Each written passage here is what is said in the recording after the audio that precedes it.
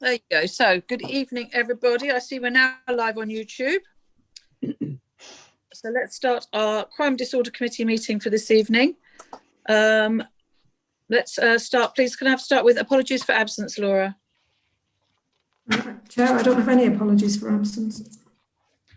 That is superb. May I also now ask for any declarations of interest in the business of the evening?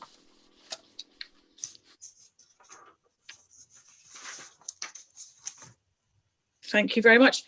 We are to approve the minutes of our previous meeting, which was held, it says on the 3rd of March. Is that correct? Because the minutes here are dated the 9th of October, and I know that's not true. So it was 9th of October 2019, Chair. This is our first meeting this year. Yeah, so, but it says to, it wants to approve the minutes of the Overview and Scrutiny panel meeting, which was the 3rd of March. Okay, I've got it. I'm up. Sorry, that's just an error. Yeah, it's the minutes of the last Crime and Disorder meeting. Okay, I know it was a long time ago, but is anybody happy to propose those? Yeah, I'll happily propose those, Chair. Thank you, Judy. Any seconds, please? Oh, can I? Because I wasn't there on that one, actually, but I have read them. I'll propose or second, whatever.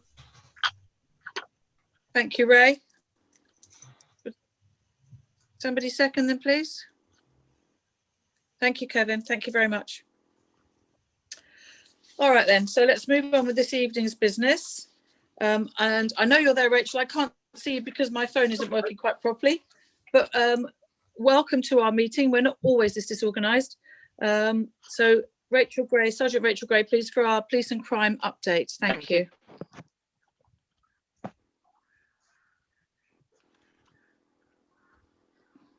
Okay, sorry. Obviously, you were just discussing when the last meeting was. Apologies. When was that again?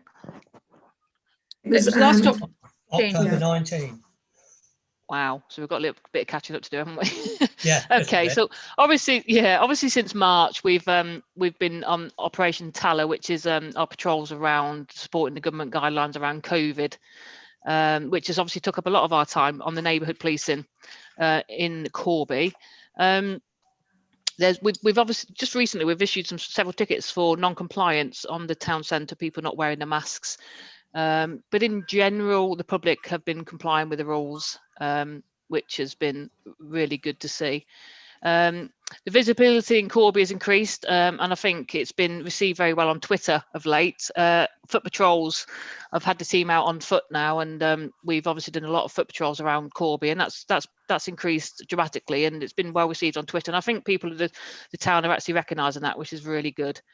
In 2021, there's going to be an increase in our neighbourhood policing. So we're looking at doubling our neighbourhood team in Corby, which would be really good. And the hope that will come with some local ownership, and hopefully it will further improve public confidence. So we're looking forward to that happening in the first sort of 6 months of the new year. So that's going to be a good sign.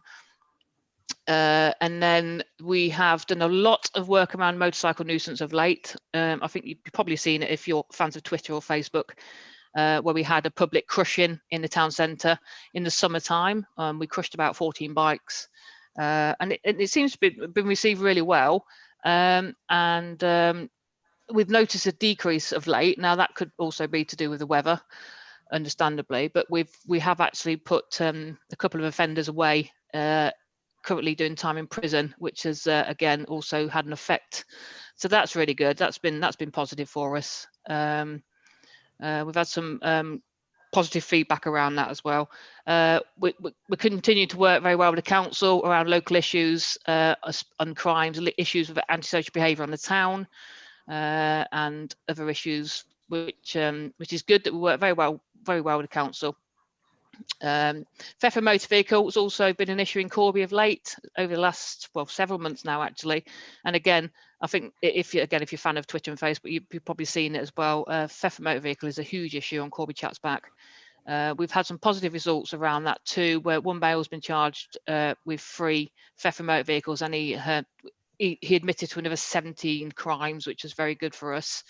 And then we had a couple of females that have been charged as well with theft from motor vehicles, and they've admitted several other crimes as well. So that's been a good thing as well for us. And then we have another male at the moment who's currently being sought for another few offences on the town at the moment. We know who he is, but he's wanted. We're just trying to track him down. And then Christmas coming, we'll see the start of our Christmas campaign around drink driving. And then we're also working around cuckooing in the town. A lot of cuckooing visits have been happening on my team, which has been really positive and supportive and assisting vulnerable people. So that's the work, and that's me generalising obviously over the last sort of year, because it's since the last meeting there's obviously been a lot of work going on, but I'm just picking out some pieces. So that's the update from myself. If you've got any questions. Thank you ever so much, Rachel. Have you any update on the rural side? Sorry, so I had somebody ping-ponged in my ear then. Any update on rural crime? Rural crime, yeah, rural crimes. I mean, we cover the rural, obviously myself, and I live out in rural myself.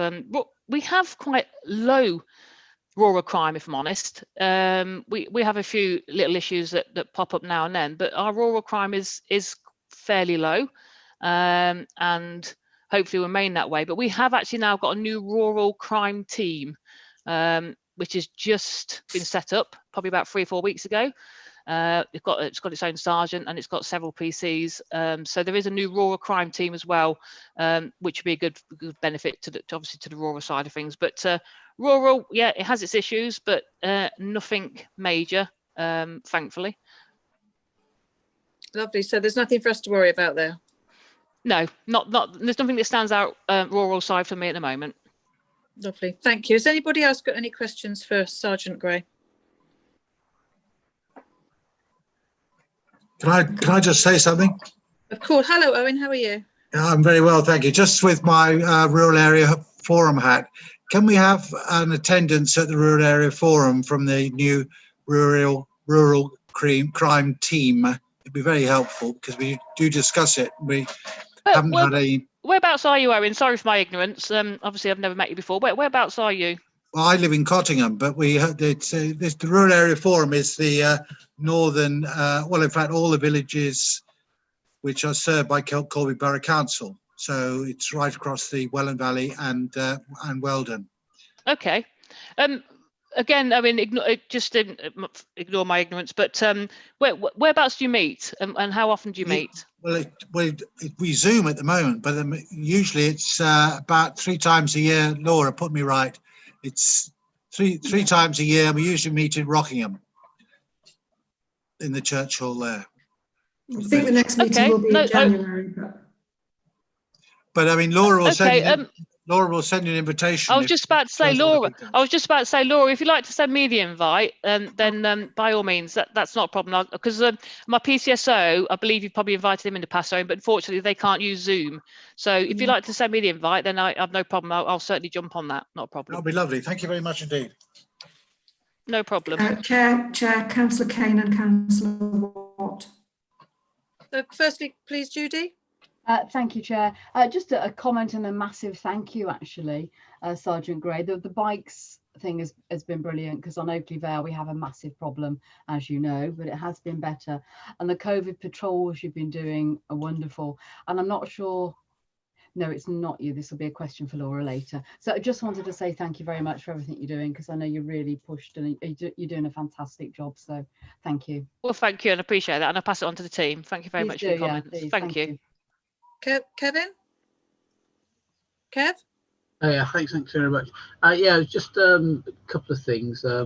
We had a comment yesterday at Weldon Parish Council about dogs at the Weldon Woodland Park. Dogs out of control. So that's a comment to yourselves about that. I wonder if there's anything you can do about that. I know the safer team within the council, within the borough council, would help as well, but they might need a backup. And then the other thing is cyclists without lights on pavements. You know, Judy and I are cyclists, but we have lights. Yeah, no, And, you know what, Kevin, I totally agree with you. I'm a cyclist myself, so I totally get where you're coming from, and I hate driving to work in the morning and going around Corby and on the industrial straits. It is horrendous. I totally get it. It's trying to get the message out there, which we will try and do. Events being committed, and would some tickets, or would they help give it a higher profile? Because these people are going to end up getting themselves killed, or a motor vehicle taking avoiding action and maybe injuring somebody else. So and they're often riding in dark clothing as well. I know, yeah, I'm not, can't argue with you, because I see it myself. Totally agree with you. There is things that we do try and do around cycling. It's unfortunately, and it sounds awful, but it's a lower end of priorities, and I think you can appreciate that. But it's just because of what's going on at this time. But it is something that we certainly will try and push out across social media a little bit more. And maybe when things calm down a little bit with the COVID situation, we can get some patrols out on the estates, and we can actually start stopping people and just giving them a little bit of guidance as to, get some lights. And you're right, the amount of people that drive around with no dark clothing, it is unbelievable. But it's something that will definitely keep in our thoughts for the future. Yeah, and just one last thing. With the demise of a local drug villain, is there any worry about possibility of county lines increasing or gaining a foothold within Corby? I can honestly say, Corby, I believe we're fortunate, if that's the right word to use, compared to other surrounding towns. We're quite fortunate when it comes to county lines, and that's not to say it doesn't happen in Corby, but I think we've got a good grip on it. And around the cocooing, etc. There is a little bit of it that has crept in. We've managed to stave some of it off. We've managed to make some arrests around it. I don't think it's a pandemic, for want of a better word, at the moment in Corby. It's something that I think we have got a grip on, and we hopefully will keep that grip on it. When you compare us to Kettering and Wellingborough, for example, we are probably 70-80% less issues when it comes to county lines than our neighbouring towns. Thank you. Lovely. No, Does anybody else have anything to say? Councillor DL, Chair. Thank you. Alison? Thank you, Chair. Yeah, it's just a question really to Sergeant Gray. Has the presence sort of being, now that you're based in Corby Cube, has that, sort of shown some positive sort of feedback from the public? And I just wondered if it's also, has it made a difference to any of the response times, for call outs?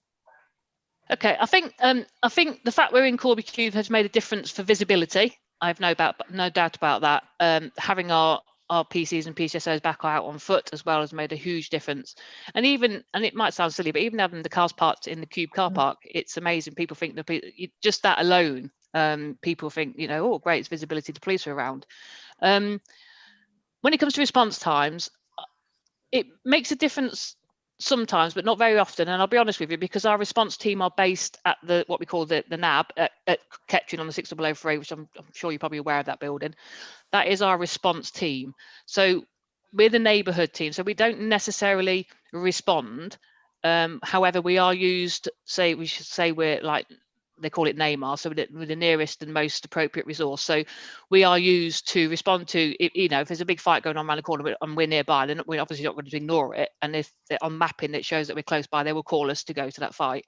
So yes, you could probably say it has improved in some ways due to the fact there are police in Corby quite a lot. However, and now the response tend to now come to the Cube and come and sit up on our office, and they do their paperwork in our office. So actually we do now have a response hub in Corby, be it they go to the NAB at Kettering to start with to brief, etc. But then the 2 or 3 of them, that you have like a couple of response cars that are Corby based now, so they will come to Corby, and sometimes with the paperwork they come sit in the Cube. So yes, I suppose your answer to your question is yes, it has improved.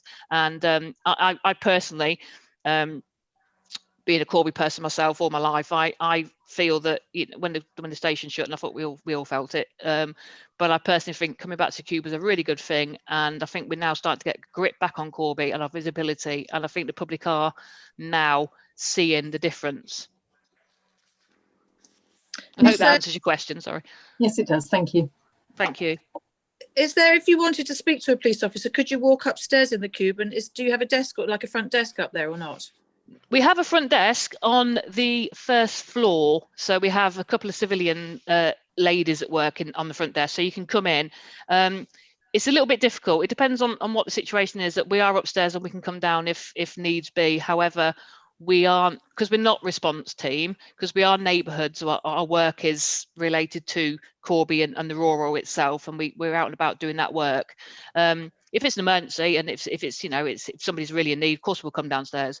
But generally, the front office ladies will deal with the incident as they see it. But sometimes it might be that, depending on what the job is, or take the details, it still has to be booked on in the control room, and then a police officer will be allocated to that job, depending on obviously the priority of that job. Lovely. That's all. I didn't know that. Thank you. No So problem. does anybody else have anything to say? No? If not, then Sergeant Gray, can I just say thank you ever so much for coming to see us this evening. Really hope we'll see you again in the flesh sometime, especially at the rural area forum. I'm sitting in my pajamas, so I don't think you'd appreciate the flesh, if I'm honest. Maybe next time. we all appreciate everything that you guys do for us, and please don't underestimate any of us are in such admiration for all your work, and especially at this time. So thank you ever so much for everything, and now you can go back to doing whatever we're doing. Thank you ever so much for coming. Thank you very much. I appreciate it. Thanks very much. Take care. Good evening. All right, everyone. Antonia, are you there for the CCTV update? I am. Thank you, Chair. Thank you. So my report tonight is to update on the CCTV system and present the Data Protection Impact Assessment for its annual review. We use CCTV for a variety of purposes, and these are listed at point 1 and contribute towards our statutory functions as set out in the Crime and Disorder Act 1998. Processing is necessary for us to perform tasks in the public interest. So operationally, this year, we did experience some challenges through the initial stages of COVID due to staff shielding, but this was resolved and strict hygiene and rigorous cleaning is in place. Point 2 of the report explains that we now have a new maintenance contractor following the procurement process, and works have been progressed to remedy outstanding faults. Visits to every camera have been completed to clean them and identify any faults and issues. Additional works and quotes have been obtained in relation to undertaking additional works. And then over on page 2, broken down at point 3, the number and variety of inquiries that the department has received. So you can see this covers quite a variety, and you can clearly see the impact that COVID and lockdown had from March to April. So there was 166 inquiries in March and only 20 in April. So by far the highest proportion of requests the department receives are from the police, and from 249 reviews, 152 pieces of media were released, and this is on page 3. So we produce monthly performance indicators, and this is point 4. In relation to the number of arrests that are supported by the use of CCTV, and you can also see the impact that COVID has had on that. An important part of the CCTV use is the public confidence that the system is secure and compliant. So a public survey was undertaken, and this is on page 4. and it shows that 57% of residents feel safe knowing that there is CCTV in use, and 100% fully support the use of it. And then 58% of residents think that the police and council work together to address crime and antisocial behaviour.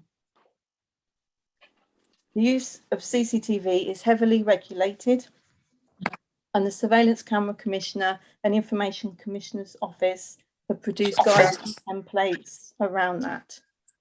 The Code of Practice is being reviewed and updated. And Appendix 1 is this year's review and documents our rationale and considers the proportionality of its use. So I ask committee to confirm that the annual review has taken place and to agree that the cameras remain in place and we continue to use them. So I'm happy to take any questions, Chair. Thank you ever so much, Antonia. Let's start with you, Judy, as you happen to be on my screen suddenly. Judy? Sorry, the mouse wasn't working. Thank you very much for that, Tony. I've got two questions. It's to do with the reports and monitoring grid on page 2. I just wondered, the weapons suddenly went up in August. Why? Do we have any idea why those inquiries went up? And then there's an alarming number of missing persons from July, August, September, October.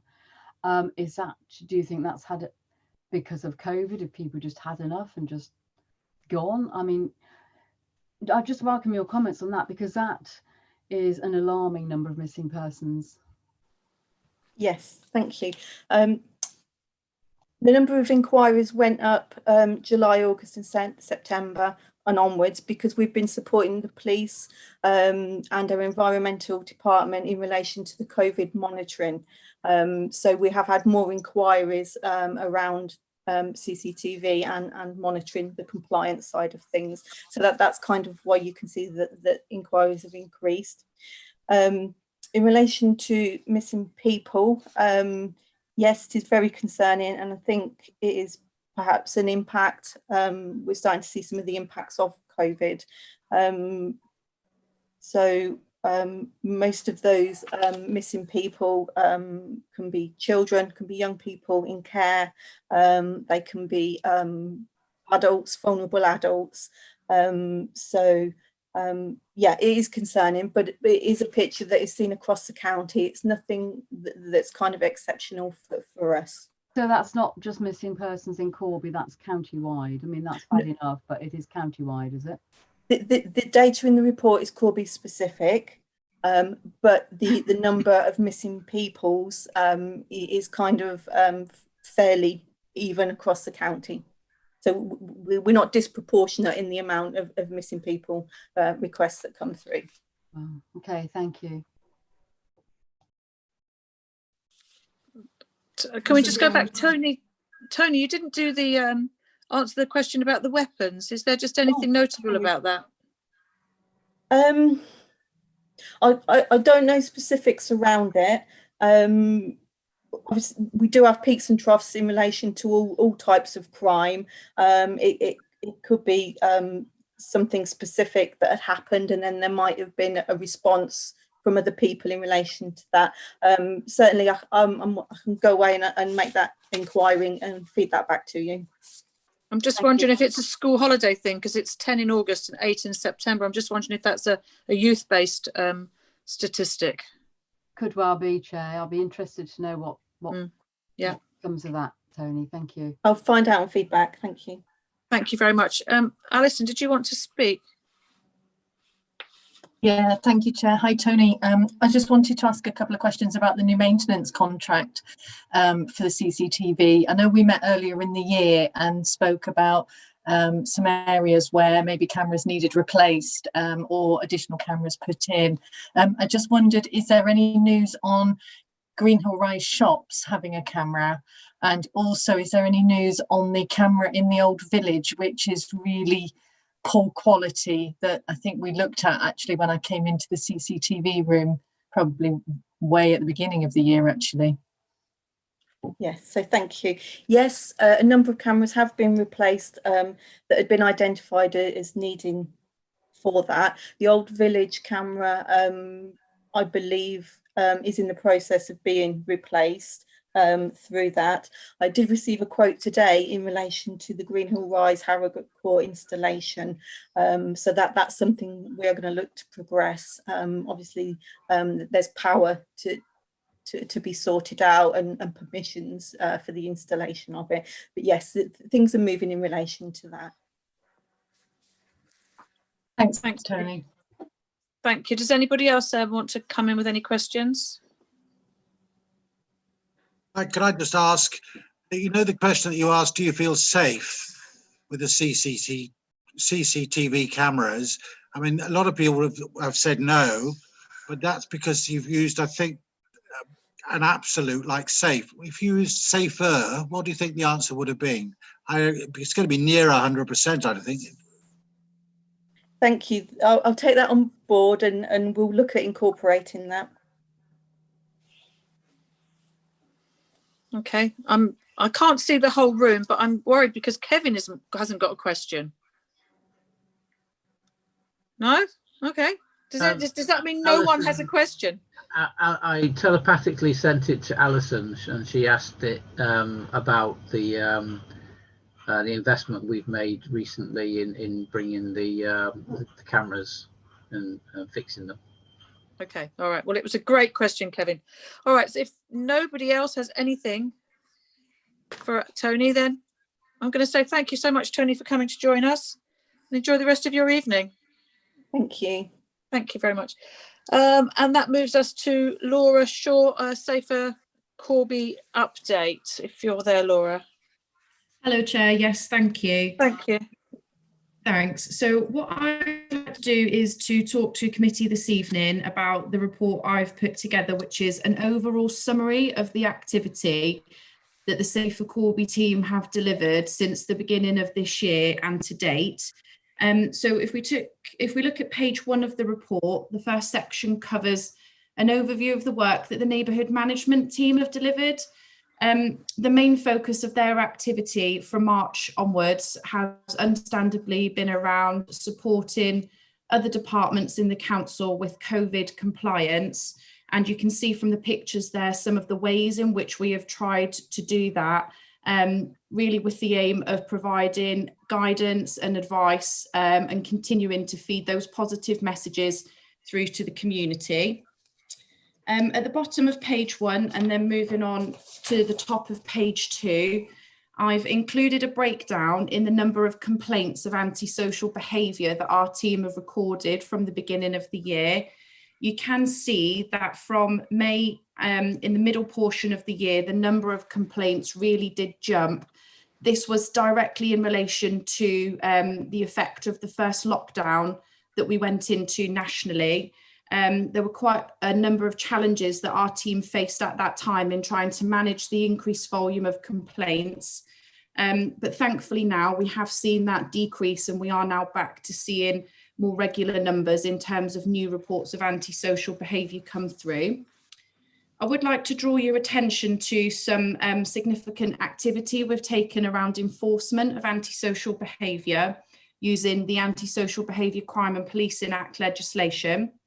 In February this year, we obtained a closure order around a property following ongoing reports of violence and drug-related activity. This action was really positively received by the community in that area. We have also issued 14 community protection warnings and 3 community protection notices from January to date, and those are against individuals who have persistently continued to act in an antisocial manner. The next section of my report moves on to looking at public space protection orders. We have recently received 2 requests from residents in the borough to consider applying for public space protection orders. At the bottom of page 2, you will see some detail around the first request that we have received. That's in relation to closing off the walkway that leads from the A427 Cottingham Road to Surrey Close. We are at the point now in that process whereby we would welcome communication from members in this forum as to whether they would be willing to approve any application or whether you have any questions or comments in relation to that. The intention of any proposed order in that location would be to completely gate that off to prevent access for any person at any time. We are working with NCC Highways team to ensure that we consider whether there's any impact for utilities or any emergency services in the gating off or in the potential gating off of that alley. And of course, we are going to be going out to full consultation with residents in the area. The next request that we have received is in relation to the walkway that leads from Long Close in Great Oakley through to the A6014. Residents have contacted us who have reported experiencing antisocial behaviour in that location, and very similar to the first location, we are considering and would like to take your comment and questions on whether or not you would support any such proposal to gate that walkway off, or as I say, if you have any questions or anything you would like to raise around that possible PSPO application in that area. Moving on to the next section in the report, which is on the middle of page 4, I've gone into some detail in the report around the work that our engagement team have carried out throughout this year. Again, in relation to COVID, from March, a significant proportion of our engagement and communication to residents has been on COVID restrictions, and we have supported other council departments and used NHS and government advice and tried to ensure that we have kept up to date with residents and informed them on what they need to do. We also were aware that there were emerging issues at that time in relation to domestic abuse, fraud and scam awareness, and online safety. We saw an increase in concerns being reported to us. So we put a programme of communication out to residents on our social media platforms, specifically on those issues, and we saw high level of engagement, as you can see from the third paragraph down in that section. From July onwards, we were able to consider how we could try to revert back to what we would normally have looked to deliver as our engagement, as part of our engagement activity throughout the year. So as we saw a slight easing in the lockdown restrictions, and we were able to consider some ways in which we would be able to engage with the community on some of the issues that we would have liked to, aside from COVID. We have been able to successfully deliver a number of campaigns across a range of community safety themes, including alcohol awareness, littering, hate crime, and road safety. We have had to be quite innovative in the way that we have delivered these campaigns. So we have again tried to use various methods of comms in relation to these issues, such as the use of QR codes, floor stenciling. We produced key rings, and we've been delivering online and virtual workshops and sessions for schools. If I could draw your attention to Appendix A, B, and C at the end of this report, I have put together a bit more of a visual, some visual information on some of the campaigns that we have delivered throughout this year in Appendix A. And then moving on to the next appendix, I've broken down for you some statistics on our engagement on Facebook and Twitter, which I hope you would agree shows the large amount of engagement and follows and likes that we have that is so important for us on our social media platforms. Returning back to my report, looking at the top of page 5, we are currently undertaking a domestic homicide review in Corby for a death that met the criteria in 2019. Following completion and sign off from the Home Office of that DHR, we will publish the findings from that report. There have been no community triggers requested in 2019/20. Committee, in conclusion for my report, I ask that you acknowledge and agree the contents of this report, and I would also ask that if any of you have any comments or feedback to give on the proposals for the PSPO application, then please do pass them on to myself. Thank you, Chair. Thank you very, very much, Laura. When is there dates for the end of that consultation, or has it even started? No, the formal. Sorry, Chair. Yeah, the formal consultation process for both of those PSPOs has not started yet. However, in relation to the Surrey Close proposal, we will be looking to go out to full consultation within the next week. And we will obviously give a period of 2 weeks as a minimum for residents who live in the affected area and for those agencies that we need to consult with to feed back to us. That sounds quite fast, 2 weeks, because it could make quite a big difference to their lives, especially if they actually use that cut through. Yeah, I mean, I'm happy to take comments and feedback on board in relation to that. And if there are any suggestions in relation to extending that consultation period, then I'm happy to consider those.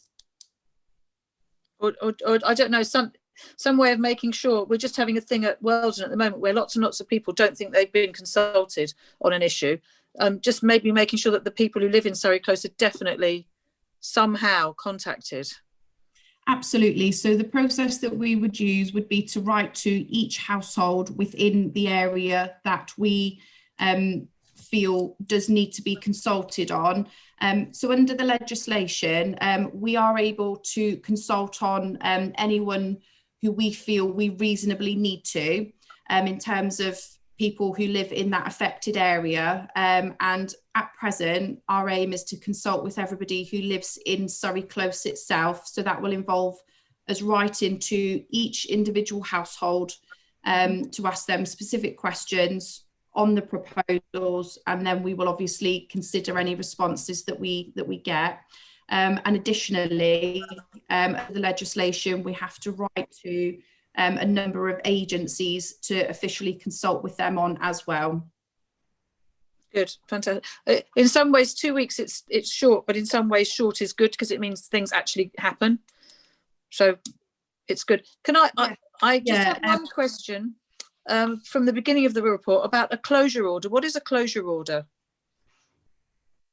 A closure order is a legal action that we are able to take under powers in the Antisocial Behaviour, Crime and Policing Act. What it means is if a property is the location of serious crime or disorder, or there is the threat of serious crime or disorder likely to take place in that premises, then we as the council have the authority to apply to the court for the order. If granted, that order gives us the power to be able to remove every named person in the order from that property immediately. And then it gives us a period of 3 months from the date of the order being granted where no person is able to enter that premises. Okay. Okay, that's brilliant. Thank you for telling me. I didn't know what that was. So does anybody else have any questions? Kevin? Thank you. Thank you, Laura. Yeah, just 2 points about the closure of the walkways. It's a dilemma. As a council, we're trying to encourage people to walk more, exercise more. And when we start closing off walkways, especially the long close one, which there is a significant number of houses there, that it may be a shortcut. Surrey is less, it's about 15 houses affected. But we are trying to encourage people to walk. So it is a dilemma.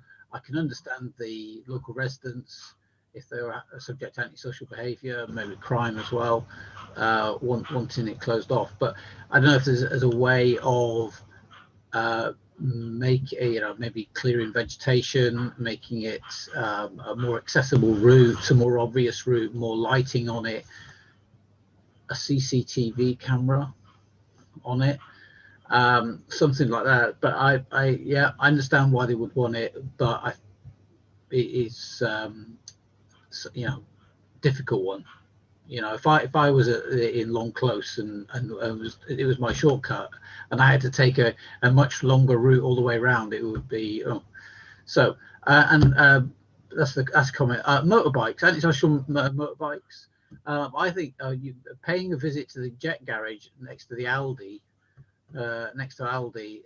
Rockingham Road, and reinforcing to the staff there that there should not be selling fuel to motorbikes, and actually asking them to look at some of their CCTV to ensure that they're not selling fuel, because there's quite a few times that I've stopped there, and there have been off-road illegal motorbikes filling up.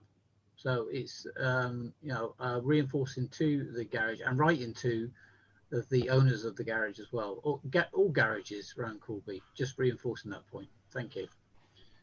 Thank you, Councillor. And yes, in relation to the first point you raised around the possible closure of these walkways, we do completely appreciate that it is quite a significant step to be considering that we take.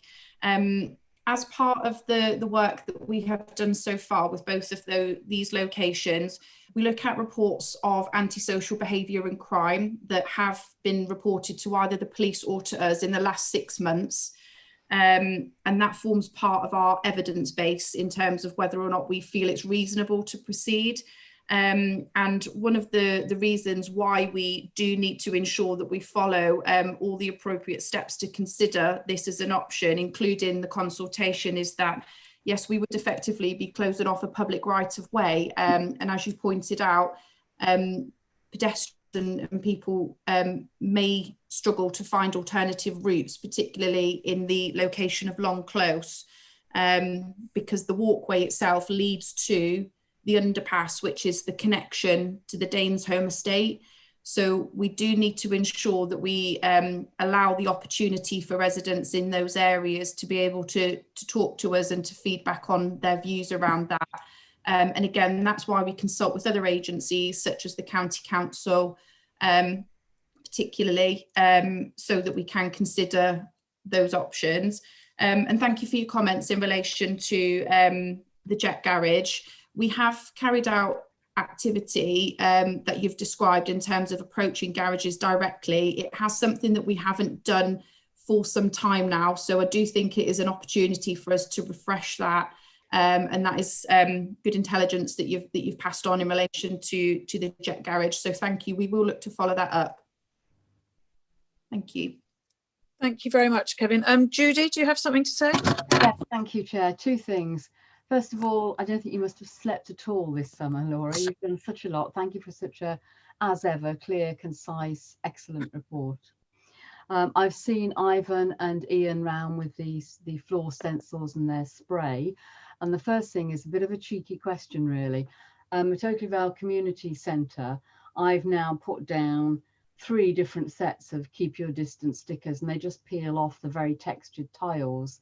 Could I possibly borrow your stencil and a can of paint, please? I don't want you to come and do it. I'll do it myself, but could I borrow a stencil and some paint? Councillor Kane, it's absolutely fine. I can ask the wardens to come and do that. Obviously, we will just try and wait for a dry day so that we can ensure that the chalk-based paint lasts as long as possible. Yes. But I can look to get that resolved for you quite soon. Me first, and I'll get them. I'll make sure they're let in. The other thing, I just had a comment about the Long Close going down Oakley Road to Danesholme. Yeah, better lighting. It needs a coat of paint. It's very intimidating. I ride through it practically every day. My concern about closing that is you get a lot of mums with kids going to Danesholme School, going to Home Start, going to the community care centre, going to the shops. My worst fear would be people would come up onto the main 6014 and start running across that road.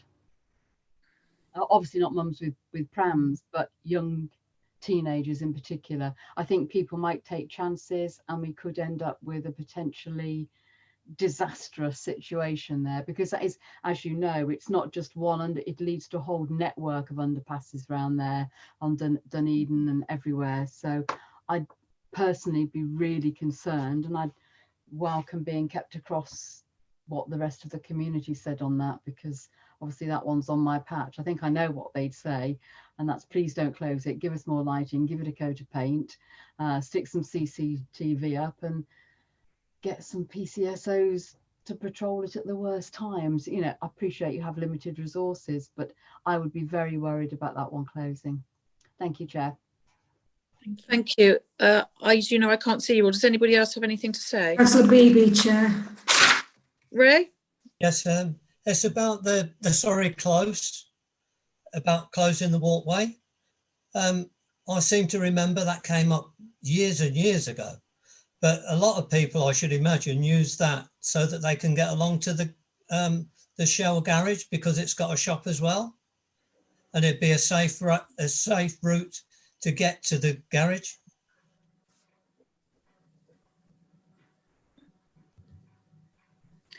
Yeah, sorry, Councillor Beebe. I missed the end of your last sentence there. Was there a question in relation to the route that residents would take to the garage? Yeah, yes, that'd be a shortcut, I would imagine, so they could go to the garage, to the shop at the garage. Yes, absolutely. And that is something that we've recognised from the work that we've done so far. And by us writing to each of the residents very close, we would have hopefully an opportunity for residents to feed that back to us if that was something that they were concerned about. And then when the period of consultation closes, we will be able to consider all of the comments and look to make an informed decision based on those comments around whether we feel it is the right thing to do to continue with the application. So we will look to consider any comments that are received in respect of both of those locations. Thank you very much. Does anyone else want to ask anything? Can't see anybody, Chair. No? All right. Well, as far as I can tell, that we've come to the end of our meeting. Can I just say thank you to everybody? Sorry, I've been a bit of a shambles, but I just couldn't get online earlier. Thank you, Laura, for spending your evening with us, and you, Paul. Thank you, everybody else, and have a really nice evening. Thank you. Before